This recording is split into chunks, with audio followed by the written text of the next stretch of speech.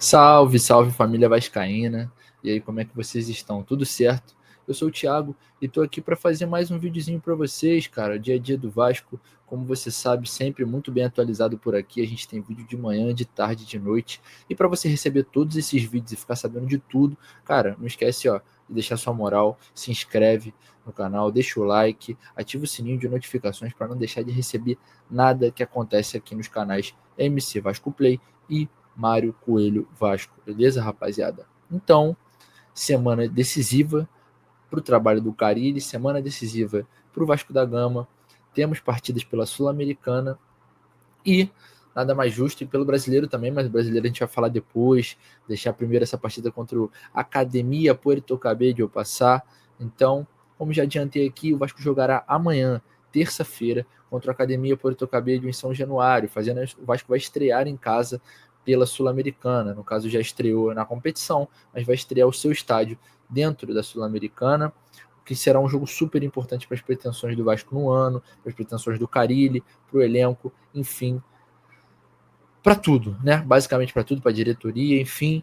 Só que nós temos algumas curiosidades sobre o Porto Cabello. Não é uma equipe tão conhecida, é uma equipe que vem, como é que eu posso dizer, vem galgando seu espaço internacionalmente muito por agora. É uma equipe muito nova, uma equipe fundada em 2014, então é a equipe mais nova do grupo aí, disparada. É uma equipe que fez a sua primeira viagem internacional apenas há 2 anos atrás. Olha que loucura, cara. Então, assim, a gente vê que são mundos completamente diferentes, né, cara? Eu tive a oportunidade de assistir a partida entre Academia Porto Cabello e Lanús, e assim, cara, o Lanús empatou o jogo, né, com um a menos, o que pode deixar uma coisinha de tipo, uma equipe muito fácil de se enfrentar o Porto Cabello, mas não é um time bobo não, tá, cara? Pelo que eu vi da partida, não é um time bobo. Quando eu peguei o jogo já estava 1-0, mas assim, é uma equipe que tem um jogador, eu não sei exatamente o nome dele, mas é um ponta direita que é muito perigoso, rápido, técnico, bom jogador, tem que tomar bastante cuidado. E eu achei a linha defensiva, não só a linha defensiva, o volante também, tinha um primeiro volante, cara, a linha defensiva muito forte fisicamente, jogadores altos, fortes. Então, o Vasco tem que tomar muito cuidado no estilo de jogo que vai ter contra o Porto Cabello, ainda mais sendo que nós temos o Coutinho ali na frente jogando entre linhas ali, entre a linha do meio campo e a linha da zaga do time venezuelano, um jogador mais, como é que eu posso dizer, mais leve, um jogador mais menorzinho, mais leve, então o Coutinho vai ter que usar muito essa agilidade para enfrentar o volante, a linha defensiva e os volantes do Porto Cabello, beleza? Foi uma equipe que abriu 2-0 em cima do Lanús jogando dentro de casa, o que é um resultado confortável, mas também é o resultado mais perigoso do futebol, pelo que dizem. E quando o Lanús teve um expulso, inacreditavelmente o Lanús melhorou e conseguiu empatar o jogo, chegando até a ter ameaças de virar a partida. Então, apesar de o Porto Cabello não ser uma equipe boba, e ter feito 2 gols ali no Lanús com uma certa tranquilidade, digamos assim, ofereceu bastante dificuldades ao Lanús no primeiro tempo e parte do segundo, ainda assim deixou o resultado escapar. Então, por ser uma equipe muito nova, uma equipe muito diversa, eu vou falar aqui para vocês a diversidade da equipe do Porto Cabello, é uma equipe que eu acho que ainda vai ter problemas um pouco de se estabelecer na partida independentemente do que estiver acontecendo. Então, caso o Vasco engate um bom resultado de primeira, assim, no começo do jogo, pode ser que eles entrem em colapso, ou num caso assim, muito extremo deles abrirem o placar, pode ser que eles não consigam sustentar a pressão de um estádio como São Januário ali o tempo inteiro, afinal, como disse, é uma equipe nova, diversa, então assim, não está acostumada a jogar essas competições, não conhece São Januário, não conhece a pressão. Então, eu acho que, querendo ou não, por mais que eles, obviamente, devem ter ouvido falar ali da pressão de São Januário, do Caldeirão e tudo mais, eu acho que eles ainda não sabem, porque a gente só sabe realmente o que é quando a gente vive as coisas. Então, eu acho que isso faz diferença. E assim, cara, é uma equipe recheada de jogadores africanos, cara. É uma equipe que tem uma gama de nacionalidades enorme.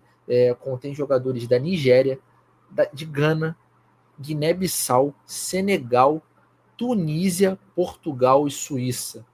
Portugal e Suíça o Vasco também tem, no caso tinha, né, porque o nosso suíço foi para o Toronto FC, mas temos ali duas nacionalidades em comuns, mas tirando isso, é uma equipe que tem muitos jogadores da África, muitos jogadores africanos, aqui no total são oito jogadores ali de nacionalidades diferentes, digamos assim, diferentes de uma venezuelana, diferentes de alguma nacionalidade da América do Sul. Então é uma equipe que atualmente se encontra em quinto lugar no campeonato venezuelano. É uma equipe que tem 4 vitórias, 3 empates e 3 derrotas. Então é uma equipe que a gente pode classificar como mediana, a gente pode colocar ele na prateleira mediana do campeonato nacional, do campeonato venezuelano. Então, cara, assim, a verdade é que o Vasco não deveria apresentar dificuldades contra o Puerto Cabello, apesar de não ser um time bobo, a gente não pode dar sopa pro azar. A gente vai comentar mais um pouquinho disso, vai comentar mais minuciosamente sobre as nuances, o que pode oferecer de perigo o Puerto Cabello mais tarde, na live de mais tarde, hoje pré-jogo. Mas assim, o Vasco não pode entrar com uma superioridade, não pode entrar de salto alto, aquele famoso salto alto que quem acompanha futebol sabe que o salto alto ele só atrapalha. Então, entrar de salto alto sempre é algo negativo na minha visão. Então, entrar olhando olho no olho ali para o adversário e construir o resultado, até porque a gente não está falando no caso olhando da personificação do Fábio Carille, a gente não está olhando só para o resultado da equipe, a gente está falando também para uma possível continuidade do trabalho do treinador, a gente está falando para o ano do Vasco mesmo. Então, óbvio, eu sei que a torcida está um pouco irritada com o Fábio Carille, mas para o treinador seria essencial dar continuidade a um trabalho que ele, entre aspas, ajudou a construir. São contratações que certamente passaram pela mão do treinador. Então, todo esse tipo de coisa faz diferença. É uma equipe que teve uma ascensão rápida ao Porto Cabello. Se você for parar para pensar, uma equipe de 2014 para cá, 11 anos de história, você já está em competições internacionais. É uma ascensão extremamente rápida. Jogou contra o São Paulo no Morumbi já, então assim, a gente sabe que, no caso em 2023, né? Então a gente sabe que jogar contra o São Paulo no Morumbi já é algo para uma equipe nova extremamente positiva, dá sinais de um bom caminho, de que está indo no caminho certo. Afinal, o Morumbi é um templo do futebol, assim como vai jogar em São Januário também, que é um templo do futebol. Estar em contato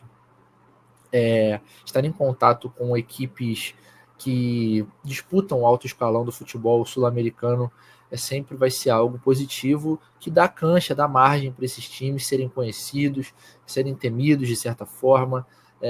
Então, esse tipo de coisa para o Puerto Cabello é muito positivo lá para o futebol venezuelano, uma equipe que fez, como eu disse, a primeira viagem internacional apenas em 2023, eles estão desbravando esse mundo agora. Então, eu acho que por que o Vasco tem que tomar também muito cuidado, redobrar a atenção, tipo dirigir na chuva, tem que redobrar a atenção, porque é uma equipe muito nova, já repeti várias vezes isso aqui, estou repetindo de novo, e não tem nada a perder. É uma equipe que, querendo ou não, se sair com resultado negativo lá de São Januário, não vai. Eu acredito que o treinador, que também se chama Vasco Faísca, que tem um aproveitamento ali de mais ou menos 55% de aproveitamento, ele não vai sair pressionado de lá. Ele vai voltar para a Venezuela e não vai estar extremamente pressionado, não vai ter pressão no aeroporto, não vai ter torcida xingando. Então, eles podem jogar sem pressão, podem jogar leve, jogando fora de casa, jogando o seu mais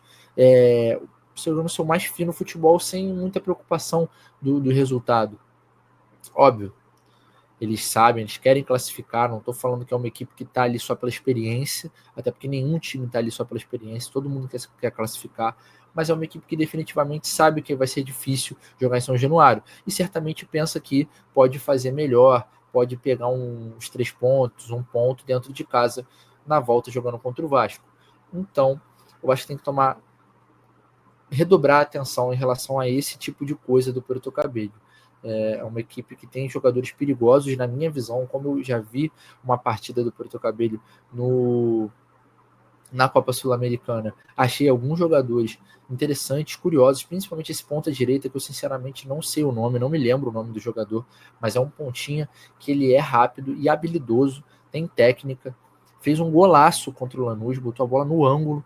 Então, assim, ele é ponta direita, se não me engano, então ele vai jogar na do Piton. O Piton vai ter que prestar bastante atenção ali, mas acredito que o Fábio Carille esteja estudando a equipe do Porto Cabello e saiba o que instruir para os seus jogadores, para a gente com certeza sair com resultado positivo, até porque jogar em São Januário contra uma equipe como o Porto Cabello, com todo respeito a eles, é inegociável. O Vasco precisa levar os 3 pontos. Beleza, rapaziada? Então é isso. Como eu falei, hoje, mais tarde, fiquem ligados, porque provavelmente teremos live pré-jogo. Talvez tenhamos ali um jornalista setorista do Porto Cabello para comentar um pouquinho com a gente, discutir um pouco sobre quais perigos o Porto Cabello pode apresentar, qual a sensação de vir jogar em São Januário, enfim, todo esse tipo de coisa. Muito obrigado por terem assistido. Deixe seu like, sua inscrição, ative o sininho. Tamo junto e até a próxima.